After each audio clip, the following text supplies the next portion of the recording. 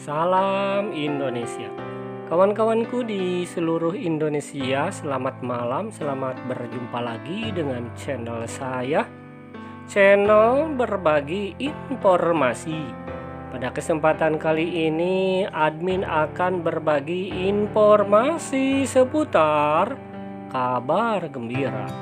Kabar yang ditunggu-tunggu. Pada pertemuan kali ini, admin akan memberikan contoh jenis-jenis dokumen yang wajib untuk dipersiapkan pemberkasan NIP PPK tahun 2021. Dan berkas ini sebagai perbandingan saja. Ini adalah berkas tahun 2019. Simak video berikut, tapi jangan lupa klik dulu tombol subscribe-nya agar admin semakin semangat dalam mencari berita. Kita lanjutkan kawan-kawanku di seluruh Indonesia. Sebelumnya admin mengucapkan selamat kepada Bapak Ibu guru yang telah lulus seleksi PPPK untuk tahap 1.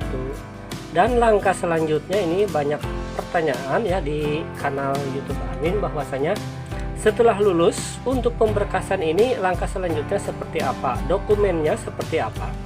Dan admin di sini akan memberikan contoh dokumen tahun 2019. Ini adalah yang digunakan pemberkasan peserta seleksi 2019. Peraturan Kepala BKN nomor 01 tahun 2019 pada pasal 25. Kita lanjut saja. Apa saja yang harus dipersiapkan. Sebagai informasi saja bahwasanya untuk pemberkasan ini semua peserta yang lulus seleksi akan diberitahu oleh pihak dinas kabupaten kota dan diberi waktu yang cukup ya, jadi sudah diperhitungkan untuk pemberkasan selesai berapa hari. Jadi tenang saja ya, dalam pemberkasan tidak usah terburu-buru. Adapun dokumen yang harus dipersiapkan ini bisa dipersiapkan dari jauh-jauh ya. Fotokopi ijazah atau STTB legalisir. Silahkan ya dari awal sampai akhir dilegalisir. Kemudian untuk poin 2, daftar riwayat hidup ditandatangani oleh peserta dan bermaterai. Untuk membuat daftar riwayat hidup, kata-katanya atau kalimatnya ini sudah ada contohnya ya. Jadi tidak mengarang sendiri, sudah ada contohnya, ini mudah saja ya ditulis tangan. Kemudian untuk poin 3, surat keterangan catatan kepolisian atau SKCK. Nah ini pada poin 3, 4, dan 5 jangan dibuat dari sekarang. Karena untuk poin 3 SKCK, poin 4 surat keterangan sehat, dan poin 5 surat keterangan tidak mengonsumsi narkoba, ini biasanya ada masa kadaluarsa. Nah, jadi tenang saja, yang harus dipersiapkan dari jauh-jauh misalkan legalisir ijazah. Nah, ini baru bisa dipersiapkan sebelum ada instruksi. Tetapi untuk SKCK menurut admin, kalau belum ada instruksi tidak usah dulu membuat SKCK ya, karena kalau tidak salah masa berlakunya 3 bulan ya. Ini pengalaman PPK tahun 2019 membuat SKCK setelah pelulusan. Ternyata pemberkasan dilakukan pada bulan Desember, kalau tidak salah Desember 2020. Nah, jadi sia-sia begitu ya, karena memang dulu peraturan tentang PPK masih belum peak ya. Akhirnya lulus 2019, pemberkasan tahun 2020 Desember kalau tidak salah ya. Jadi untuk yang sekarang mudah-mudahan tidak seperti yang dulu. Ya sudah, ini mungkin cukup jelas. Surat keterangan sehat ya. Kemudian surat keterangan tidak mengkonsumsi narkoba.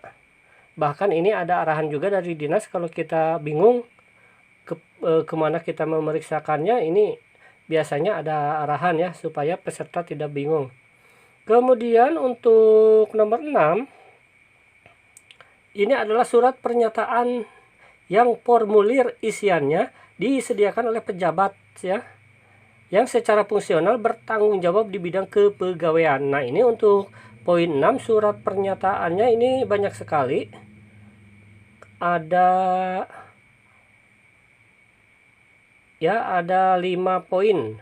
Jadi untuk nomor 6 surat pernyataan, tetapi surat pernyataannya ada 5 poin.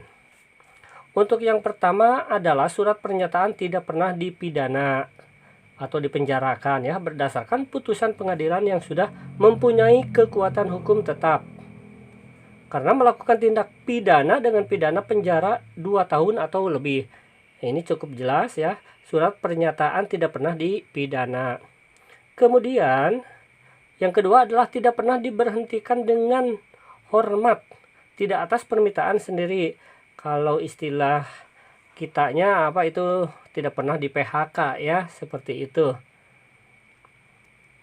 Ini mudah saja ya untuk poin 2. Langsung saja ke poin 3. Tidak berkedudukan sebagai calon PNS, CPNS maksudnya, PPK, prajurit Tentara Nasional atau anggota Kepolisian Negara Republik Indonesia. Untuk surat pernyataan ya, ini contohnya sudah ada. Dibikin dari dinas, sudah ada contohnya ya, tinggal mengetik ulang. Kemudian untuk poin 4 adalah tidak menjadi anggota pengurus atau partai politik. Ya. Saya yang bertanda tangan di bawah ini tidak pernah terlibat ya, kurang lebih seperti itu kalimatnya. Kemudian untuk poin 5, bersedia ditempatkan di seluruh wilayah negara kesatuan Republik Indonesia. Nah, jadi ini kalau kawan-kawan ada yang ditempatkan misalkan di Jakarta, di Bandung, yang nggak masalah karena dalam surat perjanjian juga ini bersedia ditempatkan di seluruh wilayah negara kesatuan Republik Indonesia ya. Tetapi untuk tes PPK sekarang kan penempatannya sesuai dengan yang dilamar. Kalau SD induk ya secara otomatis bekerja di SD induk ya, jadi ini lebih mudah. Kemudian yang terakhir, persyaratan tidak pernah diberhentikan dengan hormat tidak atas permintaan sendiri sebagai dimaksud pada huruf F angka 2, dikecualikan bagi PPK yang diberhentikan dengan hormat tidak atas permintaan sendiri karena tidak memenuhi target kinerja atau melakukan pelanggaran disiplin ya. Jadi ini hanya sebagai gambaran saja. Semua surat pernyataan untuk poin 6 ini ada contohnya dari Dinas Pendidikan, jangan terlalu bingung. Kemudian yang lain yang harus dipersiapkan dari sekarang dan tidak ada masa kadaluarsa, yakni misalkan membuat daftar riwayat hidup. Yang penting tanggalnya jangan dulu diisi ya. Sementara untuk surat keterangan catatan kepolisian itu karena berlakunya kalau tidak salah 3 bulan, jadi jangan dulu dibikin sekarang ya. Ini takutnya ada perubahan jadwal pemberkasan.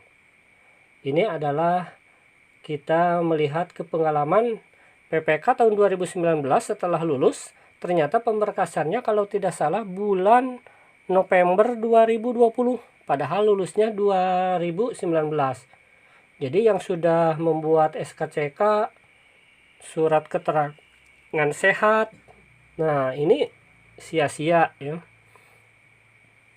Jadi seperti inilah ya hal yang harus dipersiapkan atau dokumen yang harus dipersiapkan oleh para peserta lulusan PPK tahap 1 atau gelombang 1 ya.